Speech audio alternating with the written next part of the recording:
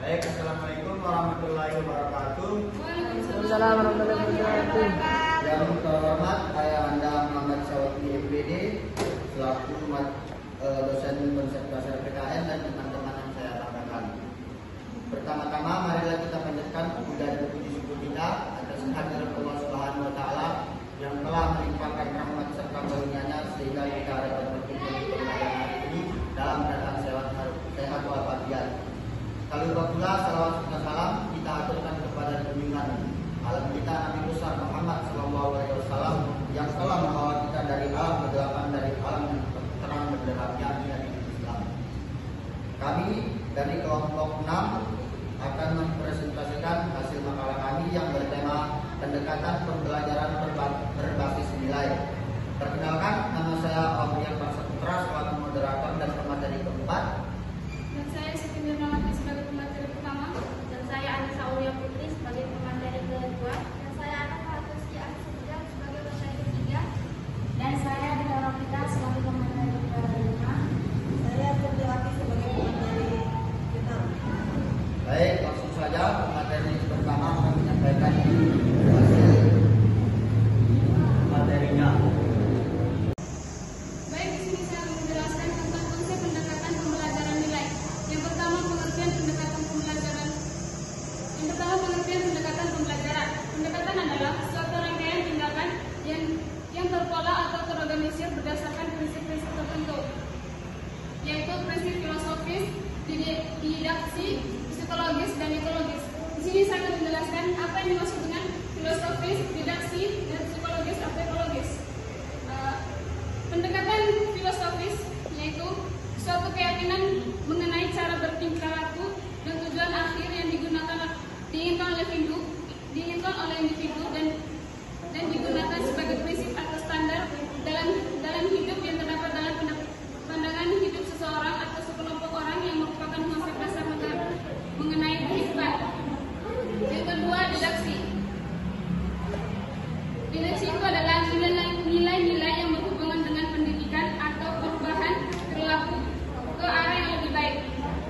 Yang ketiga adalah prinsip-prinsip psikologis.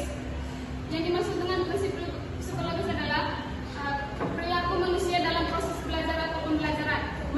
Melalui ilmu ini, seorang guru diharapkan mampu mengenali karakter peserta didik dalam kelas sehingga bisa terbentuknya pembelajaran dua arah. Selanjutnya pemateri kedua yang akan disampaikan dengan Anissa Aulia Putri kepada saya persilakan.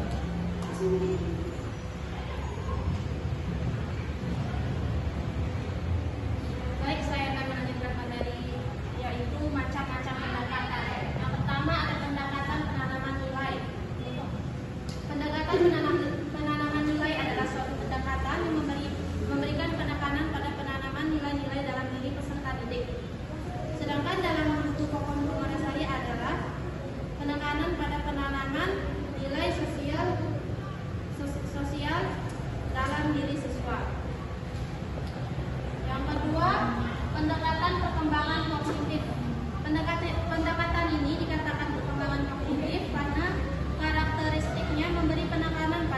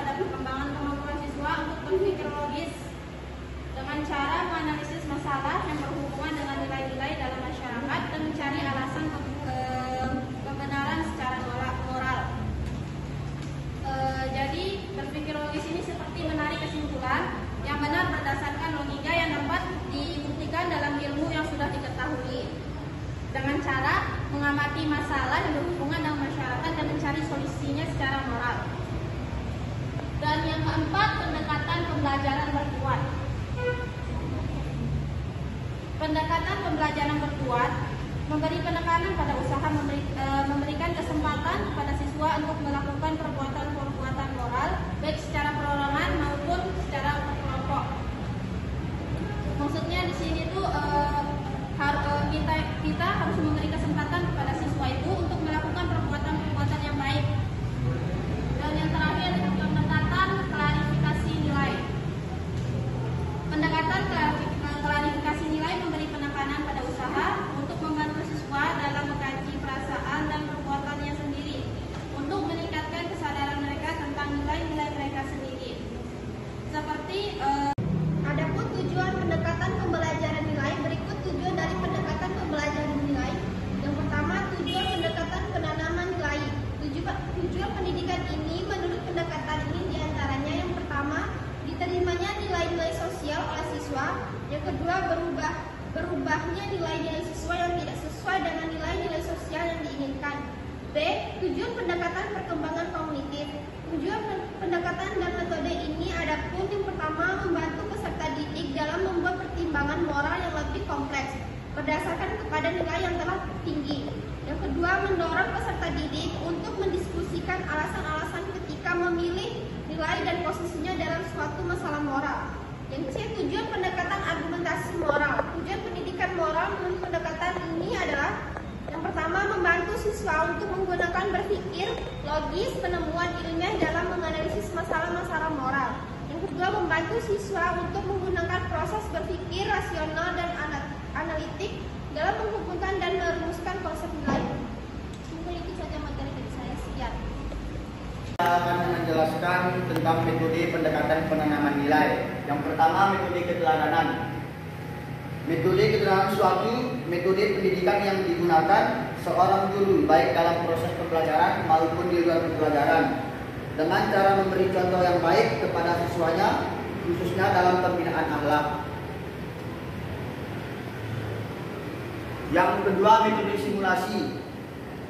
Salah satu metode yang mengajarkan yang dapat digunakan dalam pembelajaran kelompok. Proses pelajaran yang menggunakan simulasi cenderung objeknya bukan benda atau kegiatan yang sebenarnya, melainkan kegiatan mengajar yang bersifat berpura-pura. Dan yang ketiga, metode perkembangan kognitif. Proses pembelajaran metode ini menggunakan metode diskusi kelompok. Pengajaran menurut pendekatan ini memberikan 3 kondisi penting, yaitu yang pertama, mendorong siswa menuju tingkat perkembangan moral yang tinggi. Yang kedua, adanya dilema baik dalam hipotetikal maupun faktual. Dan yang terakhir, suasana yang mendukung berlangsungnya diskusi dengan baik. Yang keempat, pendekatan argumentasi moral. Metode yang sering digunakan adalah pembelajaran secara individu atau kelompok tentang masalah-masalah sosial yang membuat nilai moral, penyelidikannya, keputusannya, dan sebagai berikut. Dan yang terakhir yaitu ada pendekatan pelajaran berbuat. Pendekatan pelajaran berbuat memberikan penekanan pada usaha memberikan kesempatan kepada siswa untuk melakukan perbuatan moral baik secara perseorangan maupun secara dalam suatu anggota kelompok. Baik, itu saja yang saya dapat saya sampaikan, kurang lebihnya saya mohon maaf. Untuk pemateri kelima, saya persilakan untuk menyampaikan hasil makalahnya.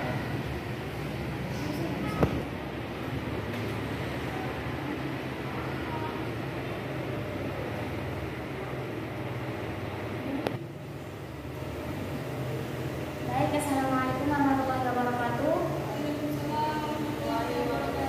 Di sini saya akan menjelaskan mengenai metode pendekatan penanaman nilai, yang dimana metode yang digunakan dalam proses pembelajaran dalam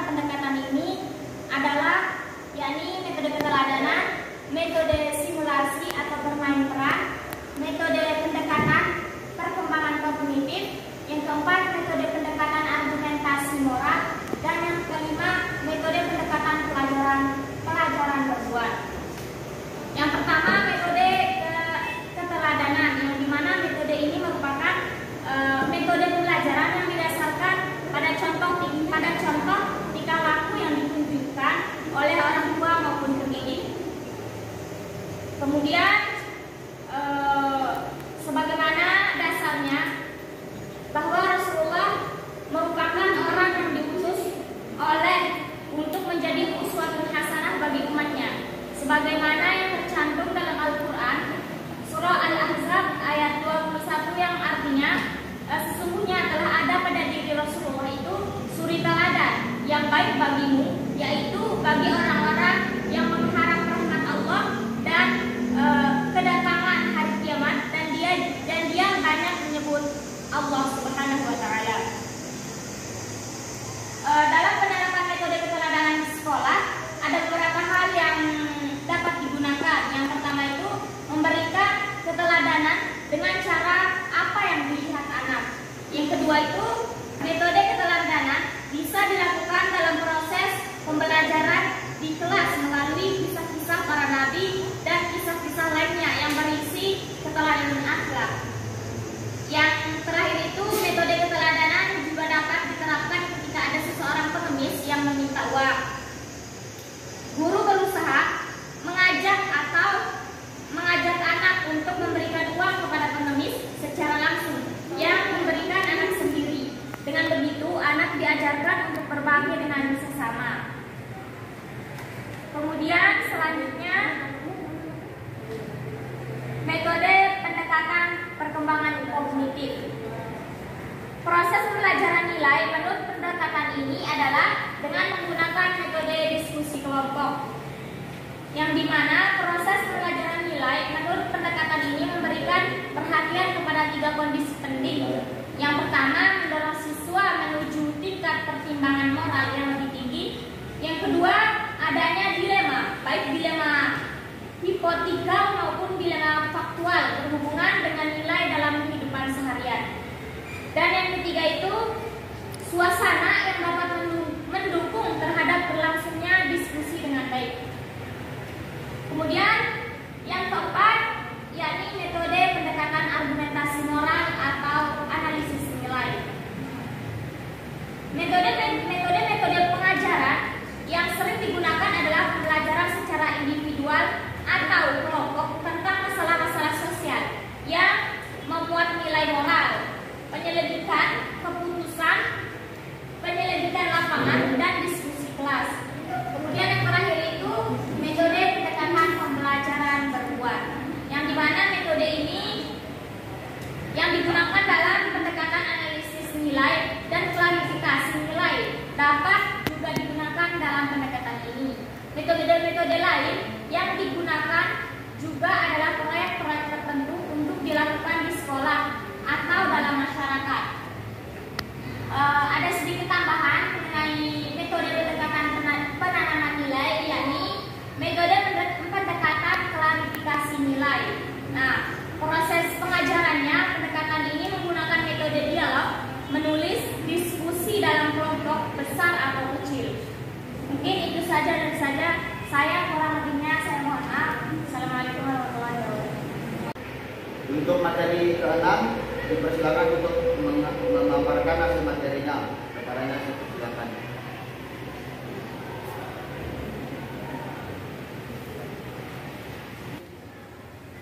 Oke, baiklah teman-teman, di sini saya akan melanjutkan materi selanjutnya, yaitu tentang implementasi pendekatan nilai.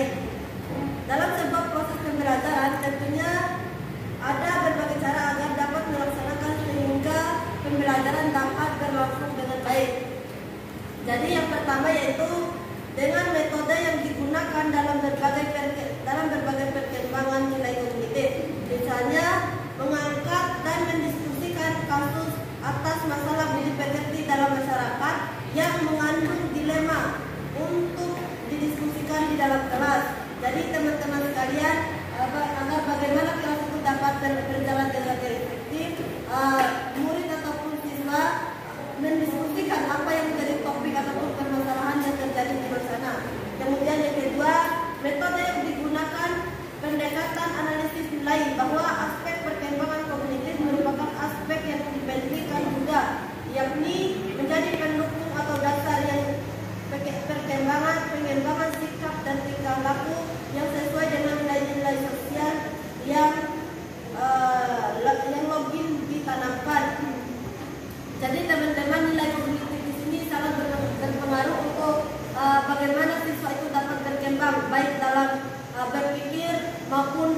bagaimana mereka itu mengembangkan potensi dirinya sebagai peserta didik. Kemudian yang ketiga yaitu metode yang digunakan dalam klarifikasi nilai dengan memperhatikan faktor serta bahan pengajaran yang relevan. Sebagai guru tentunya harus memperhatikan bagaimana metode ataupun bahan ajar yang akan diajarkan kepada peserta didiknya, agar bagaimana siswa itu efektif dalam melaksanakan pembelajaran sebagaimana mestinya. Kemudian yang keempat yaitu pendekatan pembelajaran berbuat. Pendekatan ini lebih tepatnya mengajak siswa untuk melaksanakan tugas-tugas di luar kelas yang dikembangkan untuk meningkatkan kompetensi yang berhubungan dengan lingkungan. Jadi di sini bisa kita kutip bahwasanya guru itu memberikan tugas tambahan ataupun tugas kepada murid atau siswanya agar bagaimana siswa itu bisa berpartisipasi di luar sekolah ataupun di luar ruangan kelas. Contoh sederhananya itu seperti gotong royong, misalnya membersihkan got dan sebagainya.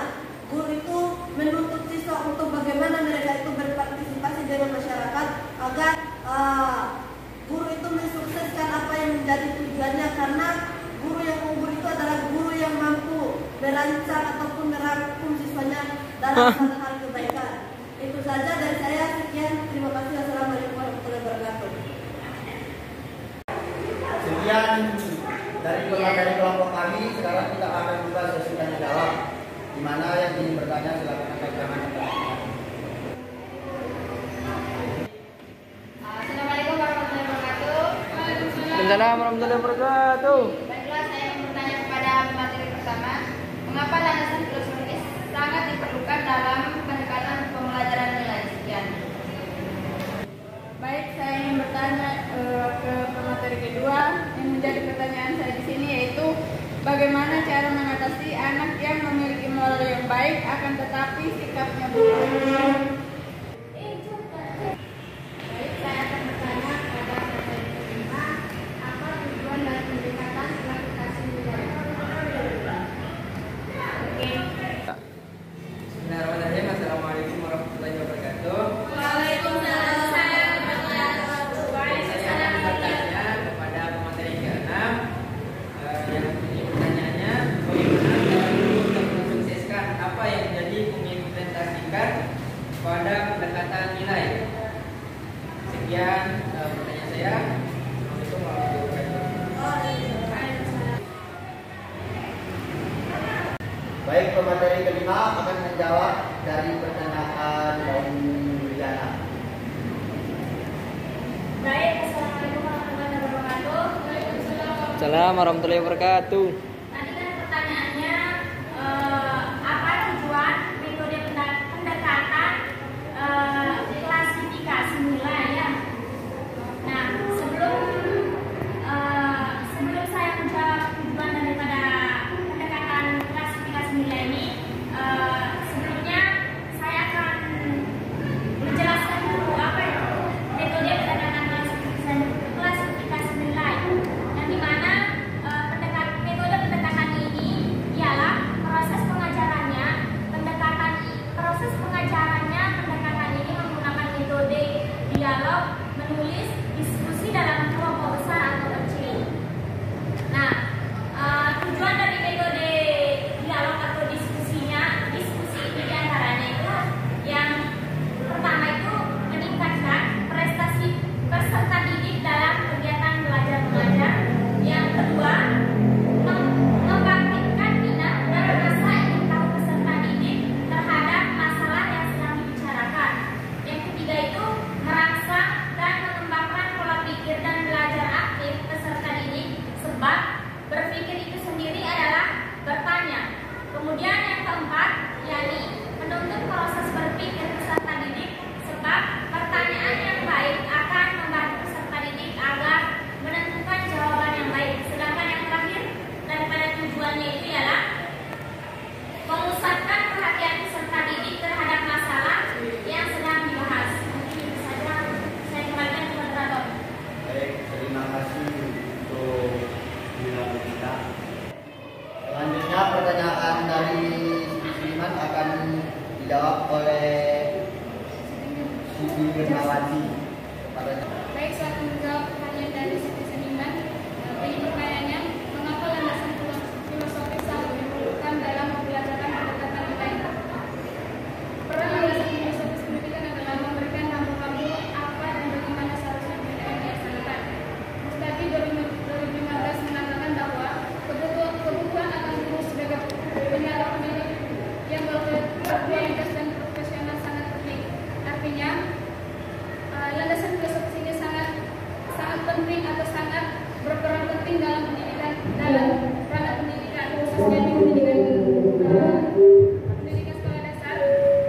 landasan filosofis ini juga mencari atau memilih guru yang berkualitas untuk menjadikan pengajaran menjadikan guru yang mengajar peserta didik agar peserta didik juga mampu dan bisa memahami semua pelajaran yang diberikan. Sekian dan